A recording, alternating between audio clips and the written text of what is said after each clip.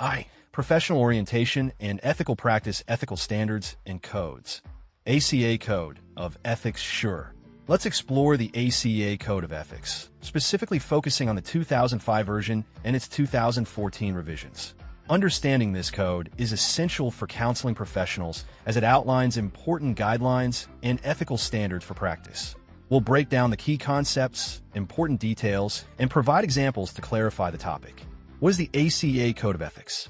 The ACA Code of Ethics is a set of principles and standards developed by the American Counseling Association that guides the professional behavior of counselors.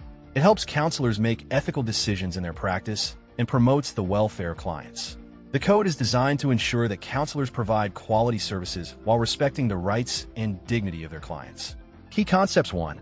Purpose. The main purpose of the ACA Code of Ethics is to provide a framework for ethical practices in counseling. It helps protect the integrity of the profession and the well-being of clients. 2. Core principles. The code is built on several core values, including autonomy, respecting clients' rights to make their own choices; non-maleficence, obligation to avoid causing harm to clients; beneficence, commitment to promoting the well-being of clients; justice, ensuring fairness and equity in providing services; fidelity, being trustworthy and maintaining accurate commitments to clients. 3. Areas covered.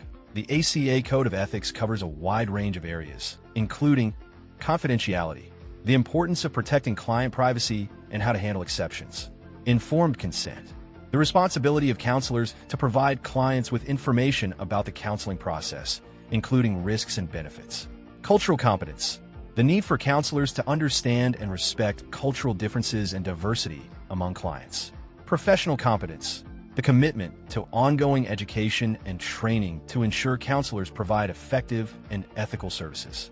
Important details. 1. Revisions in 2014. The ACA Code of Ethics was revised in 2014 to address emerging issues and challenges in the field. Key changes included social media and technology, guidelines on how counselors should navigate the use of technology and social media in their practice while maintaining client confidentiality; crisis situations, increased emphasis on the counselor's responsibility to respond appropriately in crisis situations and to ensure client safety. 2. Enforcement. The ACA Code of Ethics serves as a guide for ethical behavior, but it is not legally enforceable. However, violations can result in professional consequences, including loss of licensure or membership in the ACA. 3. Professional identity. Following the ACA Code of Ethics is essential for establishing a professional identity as a counselor. Adhering to ethical standards helps build trust with clients and enhances the credibility of the counseling profession. Examples of ethical principles in action. 1. Confidentiality. A counselor notices that a client is discussing suicidal thoughts. The counselor must maintain confidentiality, but is also obligated to report the situation to appropriate authorities to ensure the client's safety.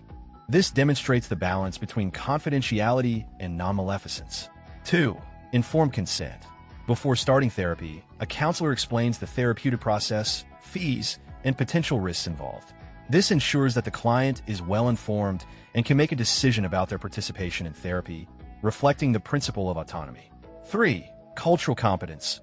A counselor works with a client from a different cultural background. The counselor takes the time to educate themselves about the client's culture and values, adapting their approach to be respectful and effective. This shows a commitment to justice and beneficence by recognizing the importance of diversity. Conclusion. The ACA Code of Ethics is a crucial framework that guides the professional conduct of counselors. It emphasizes core values such as autonomy, non-maleficence, and cultural competence, helping counselors provide ethical and effective services to clients. Understanding this code is essential for anyone pursuing a career in counseling and will be beneficial for your preparation for the CPC exam, ensuring you adhere to ethical standards in your future practice. NBCC Code of Ethics. Certainly. Let's explore the NBCC Code of Ethics. This is an important topic for anyone studying counseling, as it provides guidelines for ethical behavior in the profession. We'll break down the key concepts, important details, and examples to help you understand it fully. What is the NBCC Code of Ethics? The NBCC Code of Ethics is a set of guidelines created by the National Board for Certified Counselors. This code outlines the ethical standards that certified counselors are expected to follow in their professional practice. It helps ensure that counselors act responsibly, ethically, and in the best interest of their clients. Key Concepts 1. Purpose. The primary purpose of the NBCC Code of Ethics is to protect clients and the integrity of the counseling profession. It serves as a framework for ethical decision-making and promotes accountability among counselors. 2. Core Principles. The Code emphasizes several essential principles, including beneficence. Counselors should always act in the best interest of their clients and promote their well-being. Non-maleficence. Counselors should refrain from causing harm to clients. Autonomy. Respecting clients' rights to make their own decisions about their treatment. Justice. Providing fair and equal treatment to all clients, regardless of their background. Fidelity. Being trustworthy and keeping promises made to clients. 3. Areas covered. The NBCC Code of Ethics addresses various areas of counseling practice, including confidentiality, the importance of protecting personal information and when it may need to be disclosed. Dual relationships.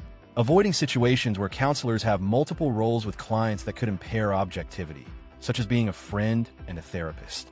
Informed consent. Ensuring clients understand the counseling process, including goals, risks, and fees before engaging in therapy. Professional competence. The need for counselors to maintain their skills through continuing education and supervision. Important details. 1. Professional behavior. The NBCC Code of Ethics sets expectations for counselors' professional conduct, emphasizing the importance of honesty, integrity, and respect for clients. Counselors are expected to present themselves in a way that upholds the dignity of the profession. 2. Ethical decision-making. When faced with ethical dilemmas, counselors can refer to the code for guidance. The code provides a foundation for making difficult decisions, helping counselors weigh the rights and needs of clients against professional responsibilities. 3. Enforcement.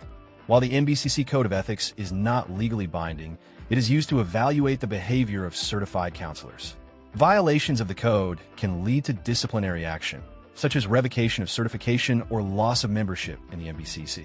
Examples of ethical principles in action. 1. Confidentiality. A counselor is working with a client who shares sensitive information about their mental health struggles. The counselor must protect this information and refrain from sharing it with others unless there's a risk of harm to the client or others, demonstrating the principle of non-maleficence. 2. Dual relationships. A counselor learns that a former friend wants to become their client. The counselor must evaluate whether accepting this client would create a conflict of interest and potentially harm the counseling relationship. To uphold ethical standards, the counselor may decide to refer the friend to another professional. 3. Informed consent. Before starting therapy, a counselor explains the therapeutic process to a client, detailing the goals, potential challenges, and fees involved. This ensures that the client is fully informed and has the opportunity to ask questions, reflecting the principle of autonomy. Conclusion. The NBCC Code of Ethics is a vital guide for ethical practice in counseling. It emphasizes principles such as beneficence, non-maleficence, and respect for client autonomy. By adhering to these guidelines, counselors can promote the well-being of their clients and maintain the integrity of the counseling profession. Understanding the NBCC Code of Ethics is essential for your preparation for the CPC exam and will support your future practice in counseling. State Licensing Board use of ethical codes. Absolutely. Let's explore the topic of State Licensing Board use of ethical codes. This topic is important for understanding how counselors and other mental health professionals are regulated and held accountable for their practices. We'll break down key concepts, important details, and provide examples for clarity. We're state licensing boards. State licensing boards are government agencies responsible for regulating the practice of various professions, including counseling, psychology, and social work. Their main goals are to protect the public by ensuring that practitioners meet certain standards of competence and ethical behavior. Key Concepts 1. Licensing requirements. To practice as a counselor or mental health professional, individuals must obtain a license from their state's licensing board. This typically involves completing specific educational requirements, accumulating supervised clinical experience, and passing a licensing exam. 2. Role of ethical codes. Ethical codes, such as those established by professional organizations like the American Counseling Association or the National Board for Certified Counselors, serve as guidelines for professional conduct. These codes outline the ethical standards that counselors should follow to ensure they provide safe and effective services. 3. Enforcement of standards. State licensing boards use ethical codes to enforce standards of practice. If a counselor is accused of unethical behavior, the licensing board investigates the complaint based on the relevant ethical codes. Importance of ethical codes in state licensing. 1. Protection of the public. Ethical codes help protect clients and the public from harm by setting clear expectations for professional behavior. They provide a framework for counselors to make ethical decisions that prioritize the well-being of their clients. 2. Accountability. Licensing boards hold counselors accountable for their actions. If a counselor violates ethical standards, the board can take disciplinary action, which may include revoking their license, imposing fines, or requiring additional training. 3. Guidance for practice. Ethical codes provide counselors with guidance on how to handle complex situations that may arise in their practice. This support is crucial for navigating ethical dilemmas and maintaining professional integrity. Examples of state licensing board use of ethical codes. 1. Complaint investigation. Imagine a client files a complaint against their counselor, stating that the counselor shared sensitive personal information with friends outside of the therapy sessions. The state licensing board would investigate this claim by reviewing the counselor's adherence to ethical codes regarding confidentiality. If the counselor is found in violation, the board may take action against their license. 2. Continuing education requirements. Many state licensing boards require counselors to complete continuing education courses on ethics regularly. For example, a counselor may be required to take a course on cultural competence to ensure they're providing ethical and equitable treatment to clients from diverse backgrounds. 3. Ethical decision-making framework. In a situation where a counselor encounters a client struggling with substance abuse, the counselor may face an ethical dilemma regarding mandatory reporting laws. By referring to ethical codes, the counselor can navigate this complexity while considering the best interests of the client. Important details. 1. Varies by state. Each state has its own licensing board and specific regulations regarding the practice of counseling. This means that ethical codes and enforcement may vary based on the state in which the counselor is practicing. 2. Professional organizations. In addition to state licensing boards, professional organizations often have their own ethical codes.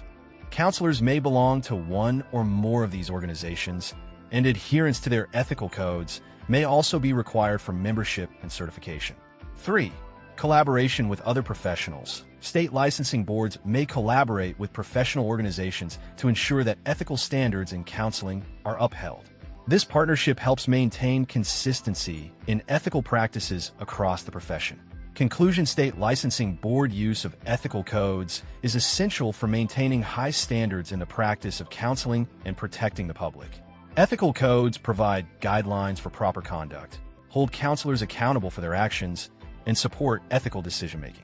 Understanding the role of state licensing boards and ethical codes is crucial for anyone preparing for the CPC exam and for future practice in the counseling profession. Routine updates to ethical standards. Absolutely. Let's explore the concept of routine updates to ethical standards in the field of counseling and other professional practices. This is an important topic to understand, especially for anyone preparing for the CPC exam. We'll break down the key concepts, important details, and provide examples for better understanding. What are ethical standards? Ethical standards are guidelines that help professionals, including counselors, behave appropriately and responsibly in their practice.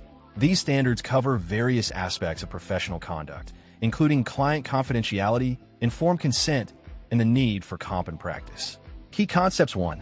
Purpose of ethical standards. Ethical standards serve several important purposes. Protect the welfare of clients. Ensure that professionals act with integrity. Promote accountability within the profession. Provide a framework for resolving ethical dilemmas. 2. Need for routine updates. Just like laws and societal norms change over time, ethical standards also need to be updated to reflect new knowledge, technologies, and social changes. Routine updates are essential for several reasons. Changes in society. New societal issues may arise that require updates to ethical guidelines. Advancements in research. As new research emerges, particularly in psychology and mental health, ethical standards may need modification to incorporate best practices based on the latest findings. Feedback from practitioners. Input from counselors and professionals in the field can identify areas where existing standards are outdated or inadequate. Important details. 1. Professional organizations. Professional organizations, such as the American Counseling Association or the American Psychological Association, often lead the effort to update ethical standards. They periodically review the standards and make necessary changes based on current trends and research. 2. Process of updating. The process of updating ethical standards typically involves gathering input, collecting feedback from members and stakeholders through surveys, discussions, or committee work, reviewing research, evaluating the latest relevant studies and data that impact ethical practices, drafting revisions, creating proposed changes to the ethical guidelines for review and approval, publishing updates, sharing the revised standards with professionals, ensuring that everyone is aware of the changes. 3. Examples of updates, technology and social media. As technology has evolved, ethical standards have been updated to address issues like client confidentiality in digital communications and social media interactions. Cultural competence. Ethical standards have been enhanced to emphasize the importance of cultural awareness and sensitivity, requiring professionals to consider the cultural backgrounds of their clients when providing services. Telehealth. With the rise of telehealth services, ethical standards now include guidelines on maintaining confidentiality and informed consent in virtual settings. Examples of routine updates. 1. Social media guidelines. A counseling organization might update its ethical standards to include clear guidelines on how counselors should interact with clients on social media. This can help prevent boundary issues and maintain client confidentiality. 2. Online therapy protocols. With the increasing use of online therapy, ethical standards may be revised to address how to ensure client privacy during virtual sessions and what to do if technology fails during a session. 3. Cultural sensitivity. Ethical standards may include a requirement for counselors to engage in ongoing training related to cultural competence, ensuring they can effectively serve clients from diverse backgrounds. Conclusion. Routine updates to ethical standards are essential for maintaining the relevance and effectiveness of professional guidelines in counseling and other fields. These updates ensure that ethical practices reflect current societal norms, advancements in research, and changes in technology. By understanding the importance of these updates, you will be better prepared for the CPC exam and your future career as a counselor, ensuring you adhere to the highest ethical standards in your practice. State-specific ethics guidelines. Sure. Let's explore the concept of state-specific ethics guidelines in counseling and the mental health profession. This is an important area to understand, especially as you prepare for the CPC exam. We'll break down key concepts, important details, and provide examples to illustrate the topic clearly. What are state-specific ethics guidelines? State-specific ethics guidelines are rules and standards developed by state licensing boards that govern how counselors and mental health professionals should conduct themselves while practicing in that state. While these guidelines often align with national ethical codes, they can include additional rules or variations that are specific to the laws and cultural context of a particular state. Key concepts. 1. Purpose of state-specific ethics guidelines. The primary purpose of these guidelines is to ensure that mental health professionals provide safe, effective, and ethical care to their clients. They help protect clients' rights and well-being while also guiding professionals in their ethical and legal responsibilities. 2. Variability by state. Each state has its own laws and regulations regarding licensure and practice in mental health. Therefore, ethical guidelines can vary from one state to another based on legal requirements, laws that may dictate mandatory reporting, confidentiality, and informed consent. Cultural considerations. Different cultural norms and values that might influence how counseling is approached and delivered. 3. Counselor accountability.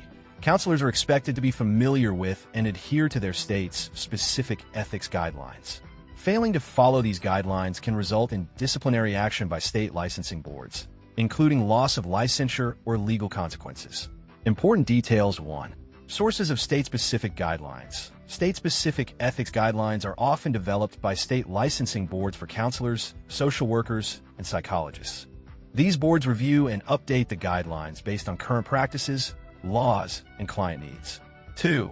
Content of guidelines. State-specific ethics guidelines typically cover various topics, including confidentiality, rules about how to protect client information and the circumstances under which it can be disclosed. Informed consent. Requirements for informing clients about their treatment, including risks and benefits. Scope of practice. Defining what services counselors can provide based on their qualifications and training. Cultural competence. Expectations regarding understanding and respecting clients' diverse backgrounds. 3. Examples of state-specific regulations. Some states might have specific requirements related to telehealth services that differ from national standards, outlining best practices for conducting online therapy. Certain states may require counselors to disclose if they have had a specific number of therapy sessions with a client to ensure that clients are aware of their treatment approach and options. Examples of state-specific ethics guidelines. 1.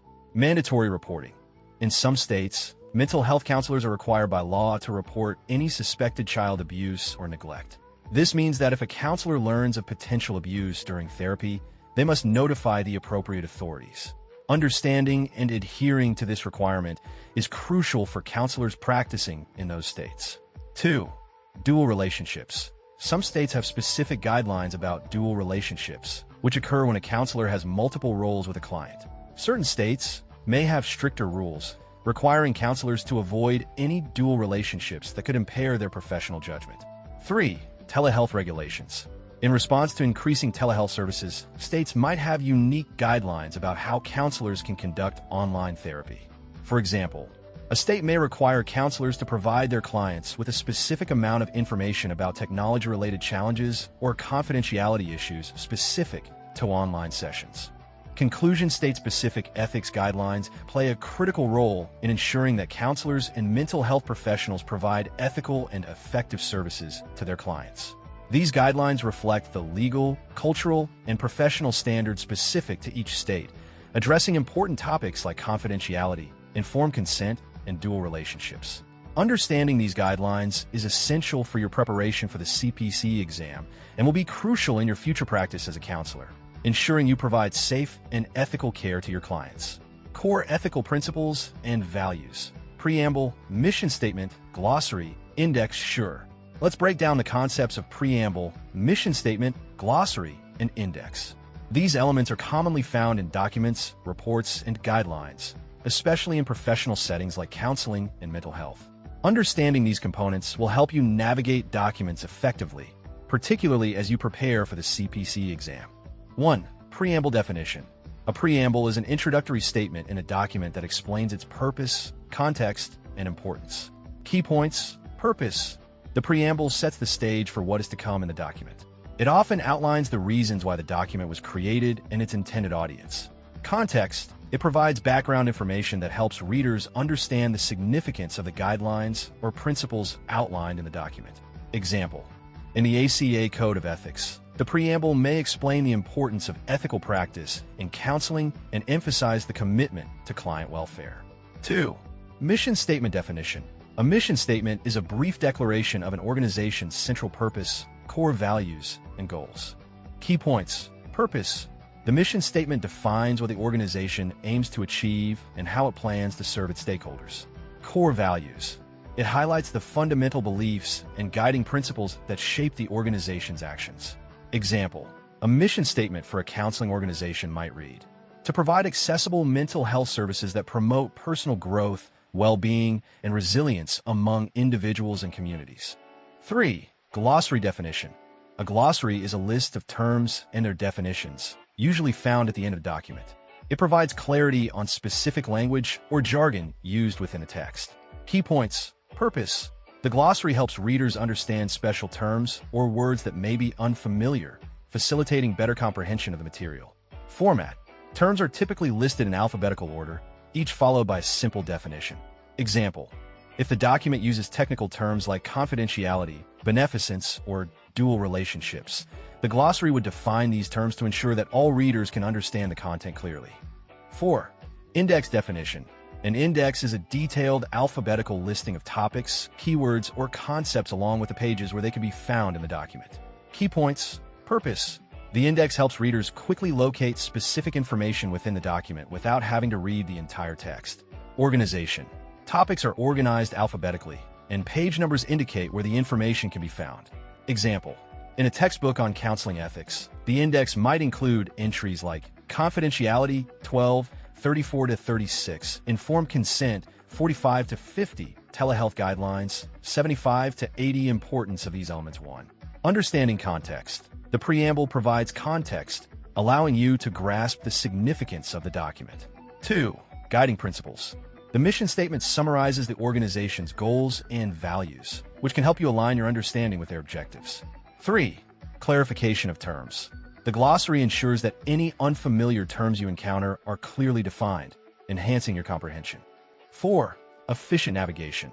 The index allows for quick and efficient navigation through the document, saving time when looking up specific topics or guidelines.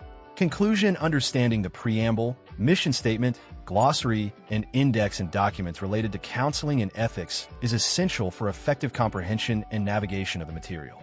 These components play crucial roles in providing context, guiding principles, clarification of terms, and helping you find specific information quickly.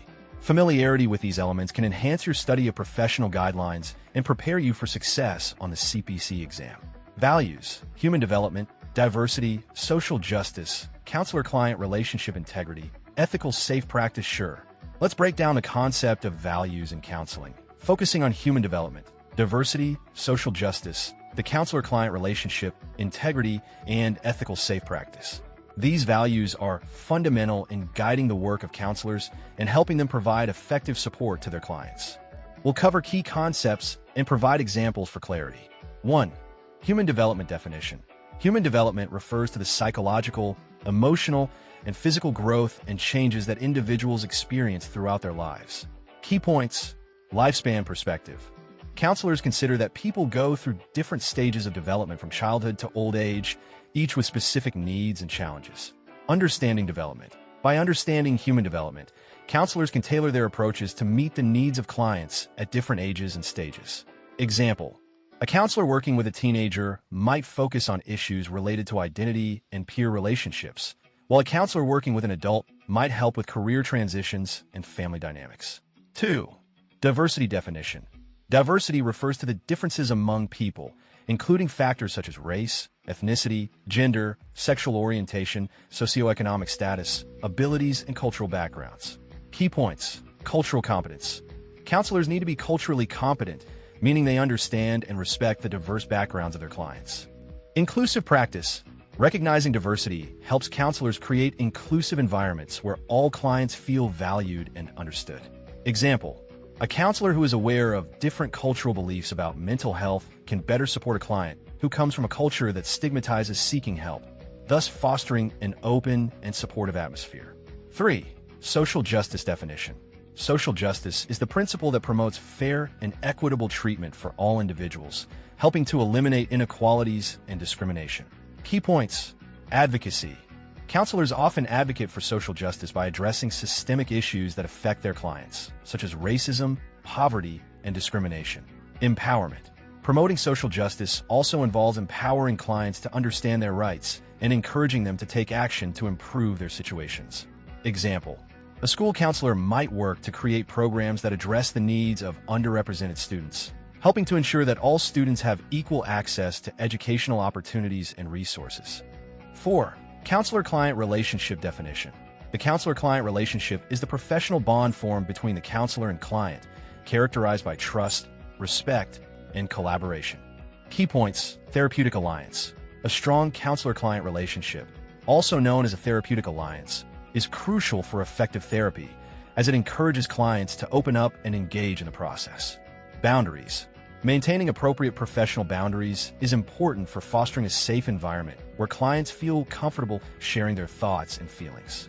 Example: if a client feels understood and accepted by their counselor, they are more likely to discuss personal issues openly, leading to more effective support and progress in therapy. 5. Integrity definition. Integrity refers to the adherence to moral and ethical principles, ensuring honesty and consistency in professional behavior. Key points: trustworthiness. Counselors are expected to be honest and transparent with clients, which builds trust and strengthens the counselor-client relationship. Ethical decision-making. Counselors must consistently apply ethical guidelines in their practice, making decisions that align with the best interests of their clients. Example: a counselor who discovers their client is engaging in harmful behaviors must address these behaviors compassionately and ethically, creating a safe space for the client to explore change. 6. Ethical safe practice definition. Ethical practice involves acting in a manner that respects the rights and dignity of clients, while safe practice ensures that the health and well-being of clients are prioritized. Key points. Confidentiality. Counselors must protect client confidentiality and only disclose information when legally required or when there's a risk of harm. Professional standards. Adhering to ethical codes and guidelines helps ensure that counselors provide safe, effective, and respectful care. Example: if a counselor encounters a situation where a client poses a danger to themselves or others, they must follow appropriate ethical guidelines for reporting while still being sensitive to the client's needs and confidentiality. Conclusion: values such as human development, diversity, social justice, the counselor-client relationship, integrity, and ethical safe practice are essential in counseling. By understanding and applying these values, counselors can provide effective support, advocate for their clients, and navigate the complexities of professional practice. Familiarity with these concepts will be beneficial for your preparation for the CPC exam and your future work as a counselor. Foundational principles: autonomy, non-maleficence, beneficence, justice, fidelity, veracity, sure. Let's explore the foundational principles of counseling, which are essential ethical guidelines that help counselors provide effective and responsible care. Understanding these principles is crucial for your success on the CPC exam. We'll break them down into simple terms with key concepts, important details, and examples to illustrate each one. 1. Autonomy definition. Autonomy refers to the right of clients to make their own choices and decisions regarding their treatment and lives. Key points. Respect for choices. Counselors must respect and support a client's freedom to make choices, even if they differ from what the counselor might recommend. Informed consent. Clients should be provided with all necessary information about their treatment options so they can make informed choices. Example: a counselor helping a client decide between different therapy approaches should explain the pros and cons of each option, allowing the client to choose which path they feel most comfortable with. 2. Non-maleficence definition. Non-maleficence means that counselors have an obligation to avoid causing harm to their clients. Key points: protecting clients. Counselors must take care not to harm clients physically, emotionally, or psychologically through their actions or decisions. Risk assessment. It is important for counselors to assess potential risks associated with treatment and to avoid interventions that could cause negative outcomes. Example: if a counselor is aware that a particular therapy technique may trigger distress in a client due to past trauma, they should choose a different approach to avoid causing harm. 3. Beneficence definition. Beneficence refers to the ethical responsibility to act in the best interest of the client and to promote their well-being. Key points: positive actions. Counselors should strive to provide interventions that benefit the client, helping them grow and improve their mental health. Client welfare. This principle emphasizes a proactive approach where counselors seek to enhance the overall quality of life for their clients. Example: a counselor might develop a tailored treatment plan that includes coping skills and strategies to help a client with anxiety, demonstrating a commitment to enhancing the client's well-being. 4. Justice definition. Justice refers to the ethical principle of treating all clients fairly and equitably, ensuring that everyone has access to the same quality of care. Key points: equality. Counselors must ensure that no client is discriminated against based on race, gender, socioeconomic status, or other factors. Advocacy. Counselors often advocate for policies and practices that promote social justice and equal treatment in mental health services. Example: if a counselor realizes that certain groups in their community are not receiving adequate mental health services, they might work to address this gap by providing outreach and support to those groups. 5. Fidelity definition. Fidelity refers to the obligation of counselors to be trustworthy and to keep commitments made to clients. Key points: trust building. Keeping promises helps build trust in the counselor-client relationship, which is crucial for effective therapy. Professionalism. Counselors must fulfill their professional duties, including maintaining confidentiality and being reliable. Example: if a counselor promises to keep a client's information confidential, they must adhere to this commitment, ensuring that personal details are not shared without the client's consent. 6. Veracity definition. Veracity means being truthful and honest with clients in all professional interactions. Key points: transparency. Counselors must provide accurate information about treatment options and outcomes, allowing clients to make informed decisions. Building trust. Honesty is essential for establishing a strong therapeutic alliance, as clients need to feel that they can trust their counselors. Example: If a counselor needs to share information about a client with another professional for the sake of the client's treatment, they must clearly explain why this is necessary and who will have access to that information. Conclusion: the foundational principles of autonomy, non-maleficence, beneficence, justice, fidelity, and veracity form the ethical framework that guides counselors in their practice. By adhering to these principles, counselors can provide responsible and compassionate care to their clients, promoting their well-being and ensuring a positive therapeutic environment.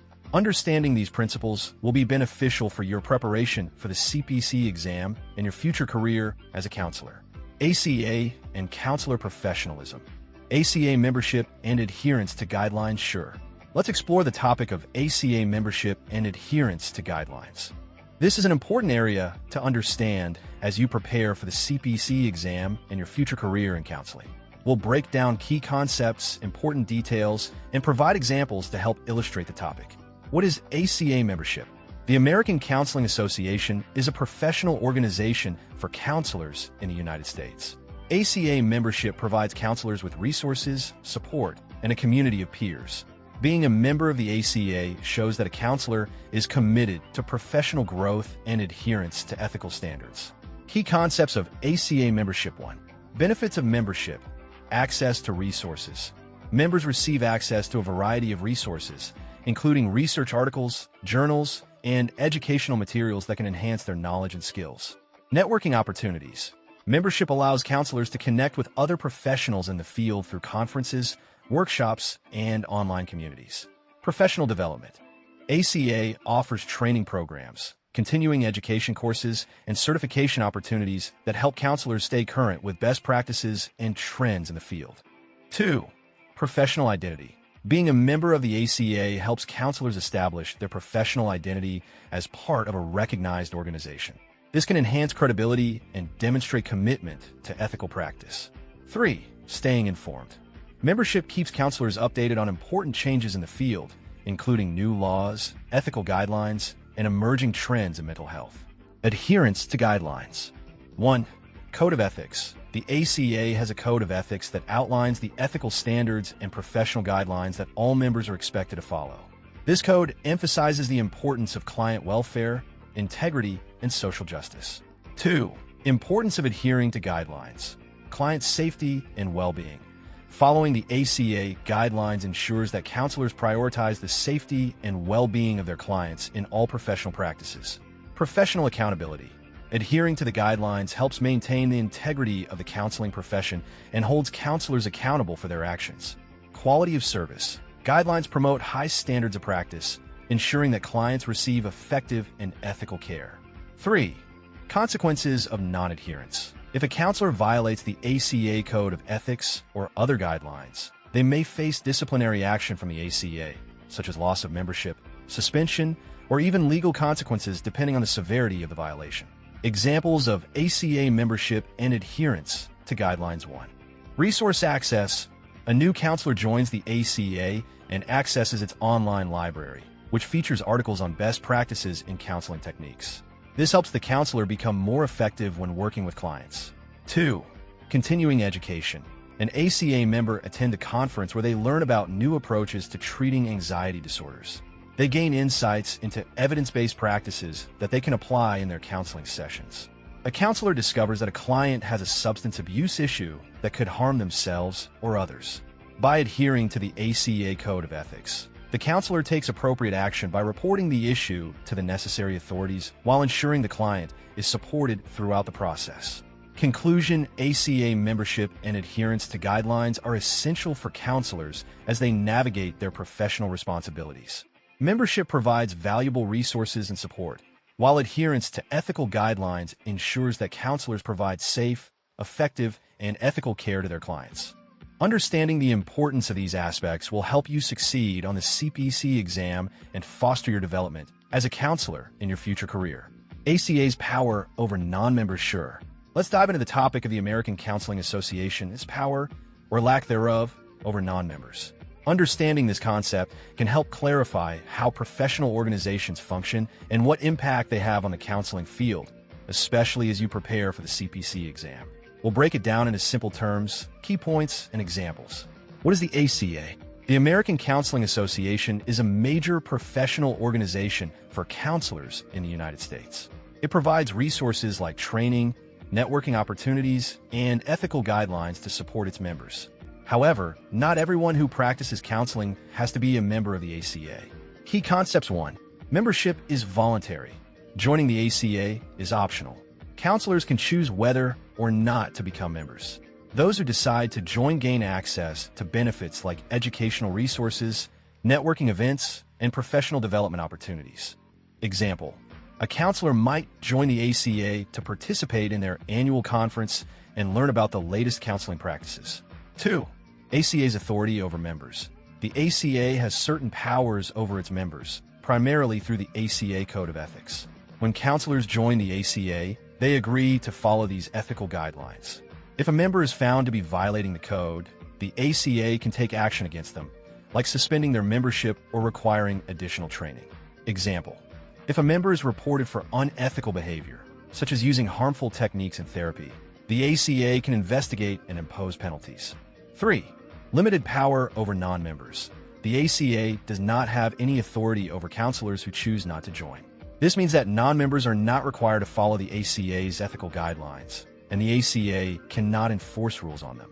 For example, if a non-member counselor violates ethical standards, the ACA has no power to take action against them. Instead, they would be subject only to state laws and their licensing board's rules. Important details: 1. State regulations. All counselors, regardless of ACA membership, must adhere to state laws and regulations that govern the practice of counseling. Licensing boards in each state can regulate counselors and enforce standards of practice.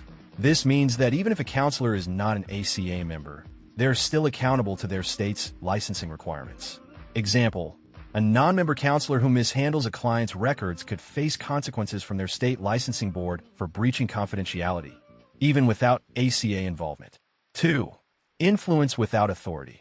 Although the ACA cannot enforce its guidelines on non-members, it still has significant influence in the field of counseling.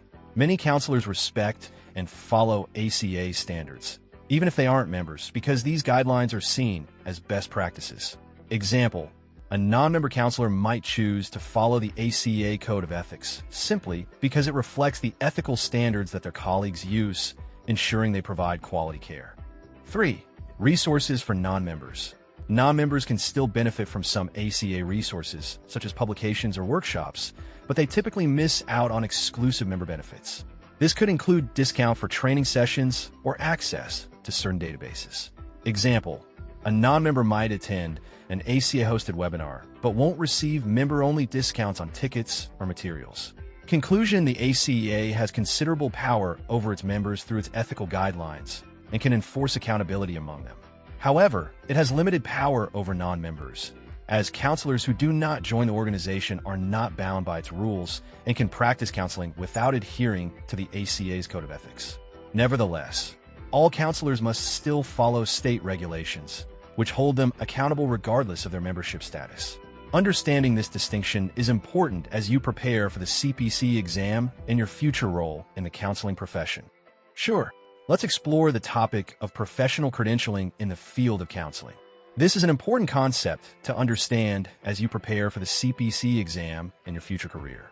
We will break down the key concepts, important details, and provide examples to make the information easy to understand. What is professional credentialing? Professional credentialing is the process by which individuals in a profession, like counseling, obtain recognized qualifications that demonstrate their skills, training, and competence. These credentials often include licenses, certifications, and degrees that verify that a counselor has met specific educational and professional standards. Key concepts: 1. Types of credentials. Licenses. A license is a legal authorization granted by a state or government entity that allows an individual to practice counseling. To obtain a license, counselors must meet specific requirements, such as completing a graduate degree in counseling, acquiring supervised clinical experience, and passing a licensing exam. Certifications. These are voluntary credentials awarded by professional organizations that indicate a counselor has met additional qualifications beyond the basic license. Certifications often require ongoing education and may focus on specialized areas of counseling, like addiction counseling or school counseling. Degrees. A degree, such as a master's or doctorate in counseling, is an essential educational requirement for most counseling positions. Earning a degree provides the foundational knowledge and skills needed to work in the field. 2. Purpose of credentialing. Establishing competence. Credentialing helps clients and employers know that a counselor has the necessary education and training to provide effective services. It assures the public that the professional meets certain standards, regulation, and accountability. Credentialing helps regulate the profession by ensuring that counselors adhere to specific ethical and professional guidelines. This system holds counselors accountable for their practices. 3. Process of credentialing. The process typically involves several steps, including completing the required educational program, obtaining supervised clinical experience, passing a certification or licensing exam, submitting an application to the relevant licensing board or professional organization. Important details. 1. State-specific requirements. Each state has its own licensing laws and requirements for counselors. This means that to practice as a counselor in one state, you may need to meet different criteria than in another state. It's essential for counselors to be aware of the specific requirements in the state where they wish to practice. 2. Continuing education. Many professional credentials require ongoing education to maintain licensure or certification. Counselors must complete a certain number of continuing education hours within a specified time frame to keep their credentials active. This ensures that counselors stay updated on the latest research, techniques, and ethical standards in the field. 3. Benefits of credentialing. Career opportunities. Many employers prefer or require specific credentials when hiring counselors, as this demonstrates a commitment to professional standards and competence. Enhanced credibility. Having recognized credentials can enhance a counselor's reputation and credibility with clients, colleagues, and the community. Examples to illustrate the topic. 1. Licensing example. A graduate student completes a master's in counseling, then works under supervision for 2 years. After meeting these requirements, they pass the state licensing exam and receive their license to practice counseling. This license allows them to legally provide therapy services to clients. 2. Certification example. After gaining experience as a licensed counselor, that individual may choose to pursue national certification, such as the National Certified Counselor Credential. They would still need to complete additional training and pass a certification exam to achieve this status, demonstrating their expertise in counseling. 3. Continuing education example. After 3 years of practice, a licensed counselor may need to complete 30 hours of continuing education on topics like trauma-informed care or ethics in counseling. Completing these hours allows them to renew their license and continue working. Conclusion. Professional credentialing is an essential part of the counseling profession. It involves obtaining licenses, certifications, and degrees that demonstrate a counselor's qualifications and competence. Credentialing helps ensure that clients receive effective and ethical care while holding counselors accountable for their professional practices. Understanding these concepts will help you as you prepare for the CPC exam and your future career in counseling. Licensure versus certification. Sure. Let's explore the differences between licensure and certification in the field of counseling. Understanding these concepts is important for your preparation for the CPC exam and your future career. We'll break down the key concepts, important details, and examples to help clarify each term. What is licensure? Licensure is a legal process that allows individuals to practice a particular profession, such as counseling, after meeting specific educational and training requirements set by the state or government. Licensure is mandatory, meaning that a counselor must have a license to practice legally. Key points. Legal requirement. A license is required to practice counseling in a given state. Without a license, a person cannot provide counseling services or claim to be a counselor. State regulations. Licensure requirements vary by state, but typically include completing a graduate degree in counseling, obtaining supervised clinical experience, and passing a licensing exam. Responsibility. Licensed counselors are legally accountable for their professional conduct and must adhere to state laws and ethical guidelines. Example of licensure. A person completes a master's degree in counseling, completes 2,000 hours of supervised clinical experience, and then passes the state licensing exam. Once they receive their state license, they can legally provide counseling services to clients. What is certification? Certification is a voluntary process that recognizes individuals who have met certain qualifications set by a professional organization. While it shows that a counselor has expertise and skills in a specific area, certification is not required to practice counseling. Key points: voluntary process. Certification is not legally required to practice as a counselor, but obtaining it can enhance a counselor's resume and credibility. Specialization. Certifications often focus on specific areas of counseling, such as addiction counseling, school counseling, or marriage and family therapy. They indicate that a counselor has additional training and expertise in those areas. Requirements. To obtain certification, counselors usually need to complete specific educational requirements, accumulate relevant work experience, and pass a certification exam. Example of certification. A licensed counselor may choose to pursue certification through the National Board for Certified Counselors as a national certified counselor. To achieve this, they must complete a series of training modules and pass an exam that demonstrates their knowledge and skills in counseling. Key differences between licensure and certification: focus, accountability, legally accountable for professional conduct. Examples, important details. 1. State-specific licensure. Licensure requirements can vary widely from state to state. It's important for counselors to understand the specific regulations in the state where they want to practice. 2. Continuing education. Both licensure and certification typically require ongoing education to maintain the credential. Counselors must complete continuing education courses to stay current with best practices and renew their licenses or certifications. 3. Career advancement. Certifications can enhance a counselor's job prospects and demonstrate commitment to the field. Many employers prefer or require certain certifications for specialized positions. Conclusion and summary. Licensure is a mandatory legal requirement that allows counselors to practice professionally, while certification is a voluntary acknowledgement of specialized skills and knowledge.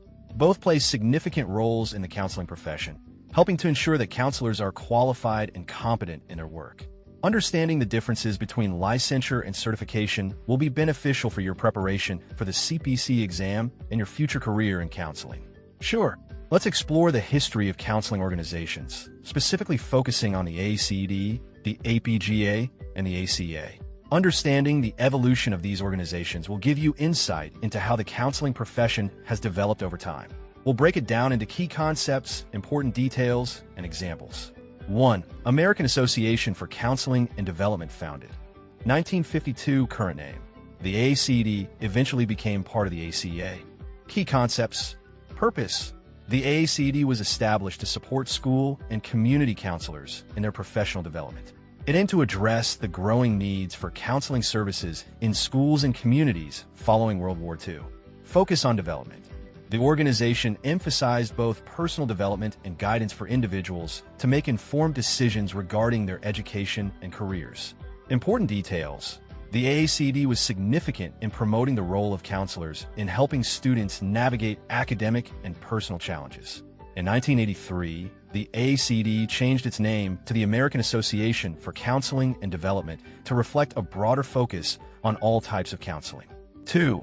American Personnel and Guidance Association, current name. The APGA later merged into the ACA.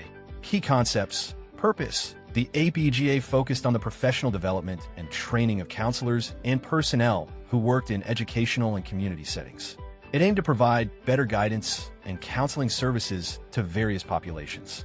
Interdisciplinary approach. The APGA encouraged collaboration among professionals from various fields related to education, psychology, and counseling. Important details. The APGA organized conferences, published research, and provided resources to help counselors improve their practices and connect with each other. In the late 1980s, the APGA merged with other organizations to form the ACA, combining resources and efforts to strengthen the counseling profession. 3. American Counseling Association, founded 1992, current role. The ACA is now one of the leading professional organizations for counselors in the United States. Key concepts. Mission. The ACA aims to promote the counseling profession and improve the mental health services available through advocacy, education, and support for counselors. Diverse membership. The ACA serves counselors from various fields, including school counseling, mental health counseling, career counseling, and more. Important details. The ACA provides resources such as certification programs, continuing education opportunities, ethical guidelines, and publications that help counselors stay informed and legally compliant. The ACA has significantly influenced the development of counseling standards and ethical practices in the profession. The association also advocates for policies that enhance the mental health and well-being of individuals and communities. Summary of key points. Example to illustrate the topic: imagine a school where a counselor helps students deal with stress and anxiety while navigating their education. This counselor could be influenced by the guidelines and resources developed from the ACD, APGA, and ACA over time. The ACA now provides training and ethical standards that guide counselors in their practice, ensuring they have the support and tools necessary to help students succeed. Conclusion: the history of counseling organizations like the ACD, APGA, and ACA shows the evolution of the counseling profession and its commitment to improving services for clients. From their origins focused on personal development and guidance, these organizations have come together to form the ACA, which continues to provide support and resources for counselors today. Understanding this history helps you appreciate the foundations of the counseling profession as you prepare for the CPC exam and embark on your career in counseling. Licensure movement and opposition. Sure. Let's discuss the licensure movement in the field of psychology and the opposition that has emerged around it. Understanding these concepts is important for your preparation for the CPC exam and for your future career in counseling and psychology. We will break down the key concepts, important details, and provide examples to help clarify the topic. What is licensure? Licensure is a legal requirement that allows individuals to practice a profession, like psychology, only after they have met specific education, training, and examination requirements set by state or government bodies. Licensure ensures that professionals meet certain standards of competence and ethics, which is vital for protecting the public. The licensure movement. One. Purpose of the licensure movement. The licensure movement in psychology began in the early 20th century to establish standards for education and training in the field.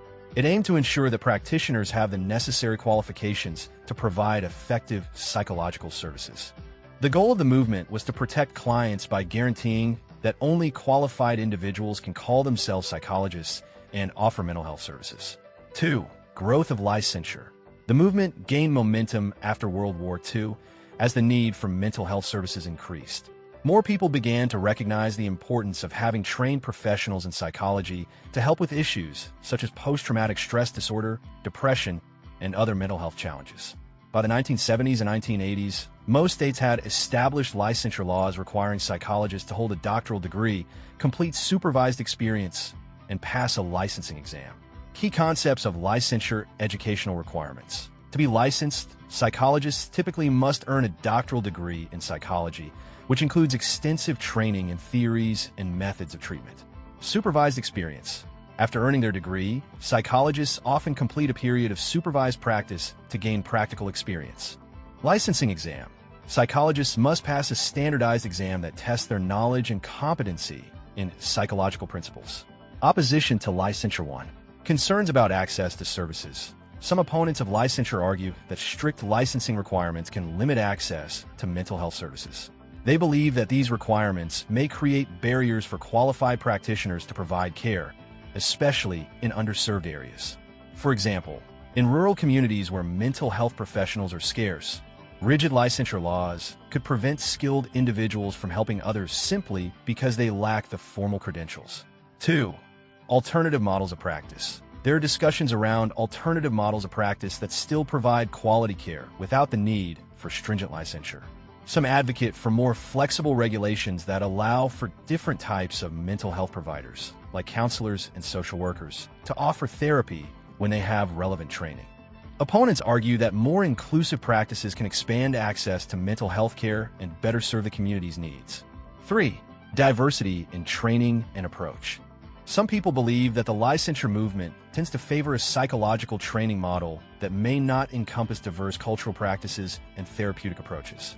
They argue that licensure requirements may not recognize alternative or holistic methods that different cultures might use in mental health care. For instance, practitioners trained in indigenous healing practices might face barriers if they do not meet the traditional psychological licensure requirements but still provide effective care to their communities. Summary. Licensure movement aim to establish standards for the psychology profession to protect clients and ensure quality care through education, experience, and examinations. Has led to most states having formal requirements for psychologists. Opposition. concerns about limited access to mental health services, and the potential for overregulation. Advocacy for alternative models of practice and inclusion of diverse therapeutic approaches. Example to illustrate the topic: imagine a skilled therapist who has a lot of experience helping people through mental health issues using unique methods grounded in their cultural background. Due to strict licensure laws, this therapist may not be able to practice legally because they lack the formal psychology degree that the law requires. This situation illustrates the tension between the goal of licensure and the need for accessible mental health care. Conclusion: the licensure movement in psychology has played a crucial role in establishing standards for practitioners, ensuring that clients receive competent care. However, there is ongoing opposition to certain aspects of licensure, particularly regarding access to services and recognition of diverse therapeutic practices. Understanding these dynamics is essential as you prepare for the CPC exam and consider the broader implications of licensure in the counseling field. Portability of credentials. Sure. Let's discuss the concept of portability of credentials in the field of counseling and psychology. Understanding this topic is important as it relates to how professionals can practice across different states or regions after obtaining their credentials. We'll break down key concepts, important details, and provide examples to clarify this topic. What is portability of credentials? Portability of credentials refers to the ability of a licensed or certified professional, like a counselor or psychologist, to transfer their qualifications from one state or jurisdiction to another. This means that if you're licensed or certified in one state, you may want to be able to practice in another state without having to go through all the requirements again. Key concepts. 1. Licensure and certification. Licensure, a legal requirement that allows a professional to practice within a specific state. Each state has its own rules and regulations governing licensure. Certification, a voluntary endorsement given by a professional organization that recognizes a counselor's qualifications in a specialized area, such as addiction counseling or school counseling. 2. State regulations. Each state has its own licensing boards that establish requirements for counseling practice. Because of these differences, the portability of credentials can vary significantly from one state to another. While some states have agreements that facilitate the transfer of licenses, others may require professionals to reapply for licensure, meet local requirements, or take additional exams. Importance of portability. 1. Increased mobility. Professionals with portable credentials can more easily move between states for personal or career reasons without facing lengthy relicensing processes. This is especially important in a field like counseling, where demand for services may vary by location. 2.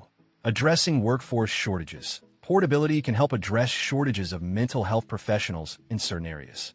For example, if a counselor licensed in one state moves to a state with a shortage of professionals, their ability to practice there can have a positive impact on the community's access to mental health services.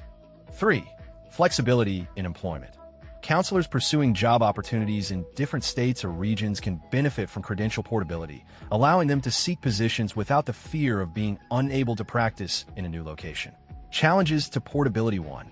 Variability in standards. Since each state has different standards and requirements for licensure, it can be complicated for professionals to meet the criteria when moving to a new state. Example: a counselor licensed in California may not automatically qualify to practice in New York, since the two states may have different educational, experiential, or testing requirements. 2. Regulatory barriers. Some states may have restrictive regulations that limit acceptance of credentials from other states. This can create barriers for professionals seeking to move or work in those states. Example: a counselor moving from Texas to Florida may need to obtain additional supervision hours or pass Florida's specific licensing exam before being allowed to practice. 3. Lack of standardization. There is no universal standard for credentialing across all states, which can lead to confusion and delays for professionals trying to practice elsewhere. Examples of portability of credentials. 1. Interstate compacts. Some professions have established interstate compacts that allow for easier transfer of licenses between states. For instance, the Psychology Interjurisdictional Compact allows licensed psychologists to practice telepsychology or provide in-person services across state lines if the states involved are part of the compact. 2. Reciprocity agreements. Some states have reciprocity agreements, allowing licensed professionals from one state to practice in another state without needing to retake exams or meet additional requirements. For example, a counselor licensed in Ohio might be able to practice in neighboring Kentucky without extensive relicensing. Conclusion: portability of credentials is essential in promoting mobility for licensed and certified professionals in counseling and psychology. It allows counselors to practice across state lines, which can help meet the demand for mental health services in different areas. However, challenges exist due to varying state regulations and standards, which can complicate the process of transferring credentials. Understanding the nuances of credential portability will be valuable for your preparation for the CPC exam and your future career in counseling. Continuing education requirements. Sure. Let's discuss continuing education requirements in the context of counseling and psychology. Understanding these requirements is important for anyone preparing to work in the mental health field. We'll break down the key concepts, important details, and provide examples to clarify the topic. What is continuing education? Continuing education refers to additional training and learning that professionals engage in after they have completed their initial education and obtained their licenses or certifications. In the field of counseling, continuing education is crucial for keeping skills updated and supporting the growth of professionals throughout their careers. Key concepts. 1. Purpose of continuing education. Stay updated. The mental health field is constantly evolving with new research, techniques, and ethical standards. Continuing education helps counselors and psychologists remain informed about the latest developments. Improve skills. Continuing education allows professionals to enhance their skills and knowledge in specific areas, making them more effective in their work. This could involve learning new therapeutic techniques or understanding different cultural perspectives. Protect clients. By staying informed and skilled, counselors help ensure they provide safe and effective treatment, which protects their clients and enhances the quality of care. 2. Requirements vary by state and profession. Each state has different regulations regarding continuing education requirements for licensed professionals. Some states require a set number of continuing education hours every few years to maintain a license. Requirements may also differ based on the type of counseling or psychology practice, such as school counseling, clinical mental health counseling, or marriage and family therapy. Important details. 1. Number of hours. Many states require counselors to complete a specific number of continuing education hours over a defined period. For example, a state might mandate that licensed counselors complete 30 hours of continuing education every 2 years. 2. Types of continuing education. Continuing education can take various forms, including workshops, short training sessions focusing on specific topics or skills. Conferences, events where professionals gather to learn about new research and practices while networking with peers. Online courses. Many organizations offer online training that counselors can complete at their own pace. Webinars, live or recorded seminars conducted over the internet on relevant topics in counseling. 3. Approved providers. Counselors must often choose continuing education courses from approved providers or organizations. These could include professional associations like the American Counseling Association or accredited universities. It's essential to ensure that any continuing education credits earned count toward fulfilling the requirements for maintaining a license. 4. Documentation and reporting. After completing continuing education courses, professionals are usually required to keep documentation as proof of participation. When renewing their licenses, they may need to report these hours to the licensing board. Examples of continuing education requirements. 1. State requirements. Imagine a counselor in California who has a license that requires them to complete 36 hours of continuing education every 2 years. They might attend workshops on trauma-informed care and cultural competence to fulfill this requirement. 2. Professional organizations. A school counselor might join the American School Counselor Association, which offers online courses and webinars on topics such as student mental health and ethical decision-making. Completing these courses can help the counselor gain the necessary continuing education credits while also improving their work skills. 3. Specialized topics. A licensed professional counselor who wants to specialize in working with LGBTQ+ clients might complete continuing education courses on issues specific to that population. This additional training can help them provide better support and affirming practices to their clients. Conclusion: continuing education requirements are an essential part of a counselor's professional development. They help ensure that counselors stay current with the latest knowledge and skills in the mental health field, enhancing the quality of care they provide to clients. With varying requirements by state and profession, Counselors must be proactive in seeking appropriate training and maintaining documentation to fulfill their continuing education obligations. Understanding these concepts will be valuable for your preparation for the CPC exam and your future career in counseling. Impact of licensure. Sure. Let's discuss the impact of licensure on the fields of counseling and psychology, focusing on two important areas: creativity and therapeutic approaches, and third-party payments. Understanding these concepts is essential for your preparation for the CPC exam and your future career in counseling. We'll break it down into key concepts, important details, and examples to clarify each area. What is licensure? Licensure is a legal process that allows individuals to practice counseling or psychology after meeting specific educational and training requirements. When someone is licensed, it means they have been officially recognized as qualified to provide mental health services. Key concepts. 1. Impact on creativity. Licensure can influence how creative counselors are in their therapeutic approaches. While having a license ensures that the counselor meets certain professional standards, it can also create challenges regarding the methods they can use. Some counselors may feel restricted by standardized practices required by licensing boards or insurance companies, which may favor certain well-established treatment methods over newer, innovative approaches. This can limit flexibility in how counselors tailor therapy to individual client needs. 2. Impact on third-party payments. Third-party payments refer to payments made by insurance companies or government programs for mental health services. Licensing affects whether and how counselors get reimbursed for their work. Licensed professionals typically have an easier time gaining acceptance from insurance providers. This means they can provide services that are eligible for reimbursement, making it financially easier for clients to afford therapy. Impact of licensure on creativity. 1. Standardization of practices. Licensing requirements often mandate that counselors use specific evidence-based practices that have been shown to be effective. While this can ensure quality care, it might limit the opportunities for creative solutions tailored to unique client situations. For example, a therapist trained in traditional cognitive behavioral therapy may feel pressure to stick to CBT techniques, even if they believe a more holistic or creative approach would work better for a particular client. 2.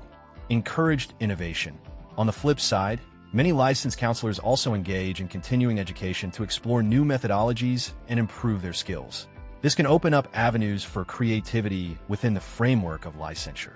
For instance, a licensed counselor who attends workshops on creative expression in therapy may learn to integrate art, music, or movement into their practice, thus broadening their therapeutic creativity.